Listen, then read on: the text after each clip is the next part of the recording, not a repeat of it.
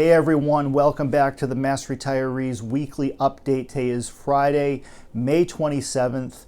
I'm Sean Duhamel. Thank you so much for joining with us and tuning in this week. Happy Memorial Day weekend, everybody. But before we turn our attention to the weekend and get out there and spend time with family and friends and our neighbors and whatever you might be doing this weekend, I wanted to provide a quick update for everybody in terms of where things stand with the cost of living adjustment for the coming year. You know by now that the COLA is one of our top priorities right now. We believe that the great success of our public retirement systems over the last several years, if not the past decade, should be shared with the members of the system who those systems exist to benefit, and that's you, the retirees.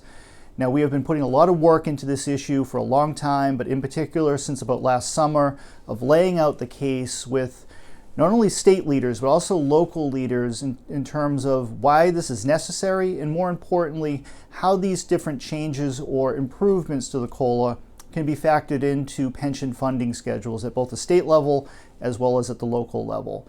Now, to recap where we stand, back in April, the House of Representatives passed within their fiscal year 23 budget the largest COLA increase in 30 years. The House approved a 5% COLA.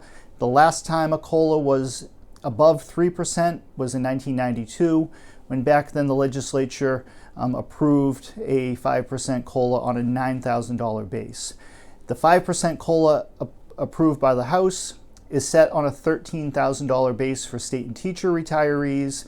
It also contains a local option provision whereby local retirement boards can choose to pay above the standard 3% COLA all the way up to the same 5% that the House approved within their budget.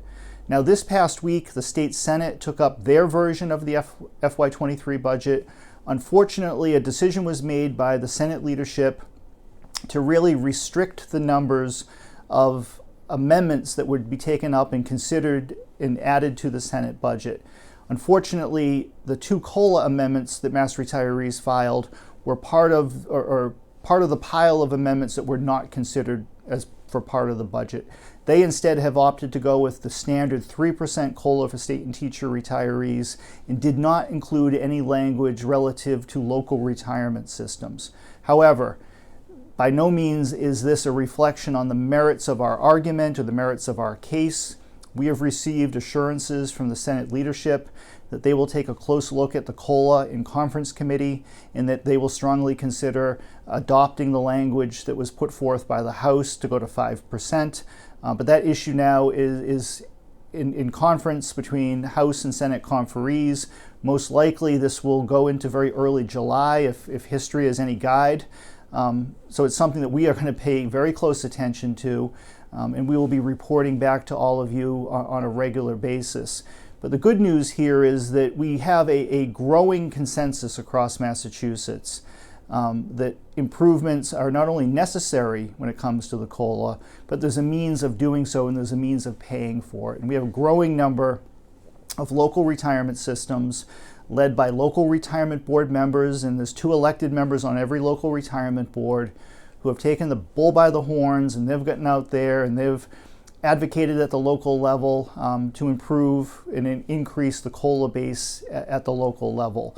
In the upcoming edition of The Voice, our July newsletter, we will have a full report on both the state and teacher COLA as well as the local COLA, along with a listing of those systems that we're aware of at this point who have approved a higher COLA base going forward.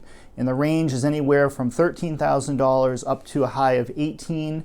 We have yet to have a system break that $18,000 ceiling. However, we believe that there are a number of systems looking to do so and put the COLA base more in line with the average Social Security benefit here in Massachusetts, which has always been the policy intention of the COLA law. So we're very thankful for the activity that's going on out there. And again, if you're a local retirement board member or local official watching this, anything we can do to help you at the local level, we're just a phone call away. Give us a shout, and we're going to do whatever we can at the local level of working with our local members to make improvements to the local COLA as well. But before wrapping this up, I want to say a special thank you to State Senator Mike Brady from the city of Brockton, as well as State Senator Brendan Creighton from the city of Lynn. Senator Brady and Senator Creighton were the two senators who took the initiative to sponsor our COLA amendments in the Senate. They were joined by 16 or 17 of their Senate colleagues in signing on to these two amendments. We will also be providing a list of these senators to give them a special thank you for their support in making sure that retirees are not forgotten and that you remain a priority. We believe that credit should go where it's due, and we'll be publishing those names for our members to see in the upcoming July Voice. But before I sign off today, as I said at the beginning, this is Memorial Day weekend, and as much as it is a special time to enjoy the company of our family and friends, I know I'm looking forward to having my parents over for lunch on Saturday. Hopefully the weather stays nice so we can get outside. But this is also a time for us to remember those who have paid the ultimate sacrifice and paid the ultimate price on behalf of our great country. We're remembering our veterans, we're remembering their families who have been left behind, and we shouldn't lose sight of that. So for those of you who are veterans, I know this is not Veterans Day, but it's always good to say thank you for your service. Thank you to your families for the sacrifices that they have made. I know we have a lot of members who are veterans, and we were founded by veterans. So veterans are always near and dear to our hearts, as well as a key policy issue for us. So with that, I'm going to sign off. Enjoy the long weekend. We will be back to you again next week with a fresh update. We have a teletown hall meeting coming up 2 weeks from today on Friday, June 10th at 1 p.m. Next week's message will include all of the details on that. And as I said, we're going to press now with our July newsletter.